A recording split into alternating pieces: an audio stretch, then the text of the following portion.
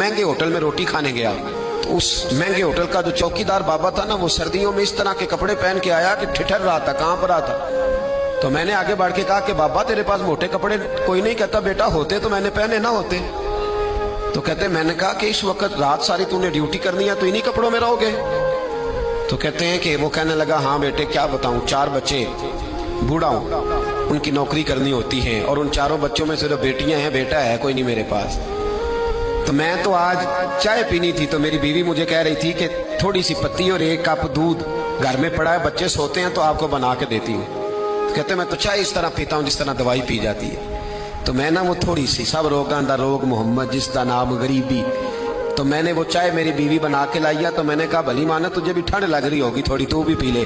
तो उसने कहा नहीं आपने सारी रात चौकीदारा करना है, आप पिए। कहते मैं पी के आ गया हूँ। कहते ऐन इशा का वक्त था, सर्दी का मौसम था, घास की बात, होटल के बाबा खड़ा था। कहते मैंने ना बाबे की बात सुनी तो मैंने समझा कि इस वक्त का सबसे बड़ा सखी मैं ही हूँ और मैं लगा हूँ कारून के खजाने को जूता मारने, लगा हूँ मैं बहुत बड़ी सखावत करने। कहते हैं मैंने जेब में हाथ डाला और 5 आने निकाल के बाबे को दिए। मैंने कहा बाबा ले जाओ, इकट्ठी चीनी ले जाओ।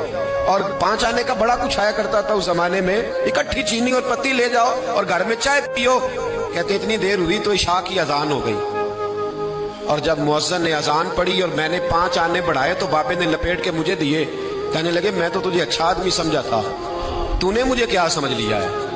मैंने अच्छा समझ के दुखड़ा सुनाया और तू मुझे क्या समझ बैठा? ये आरज़ुए करम और मैं आपसे करूं? ये भीख उसको दीजिए जिसका खुदा ना हो, ये भीख उसको दीजिए जिसका खुदा ना हो। कहा जा रख अपने पैसे।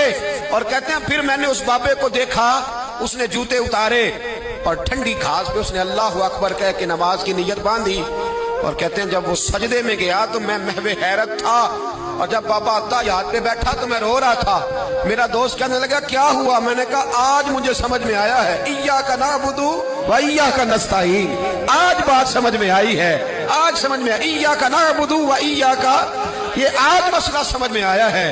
कहते हैं उस बुजुर्ग ने सलाम फेरा और कहने लगा तू अभी गया नहीं? मैंने कहा बाबा मैं तेरे जलवे देख रहा हूँ, मेरा तोहफा कबूल क्यों नहीं किया? तो कहते हैं बाबा रो पड़ा। कहने लगा बेटा अगर 5-5 आने मांग के खाने होते तो मैं रात को सर्दियों में मजदूरियां न करता, अपने पैसे घर ले जा।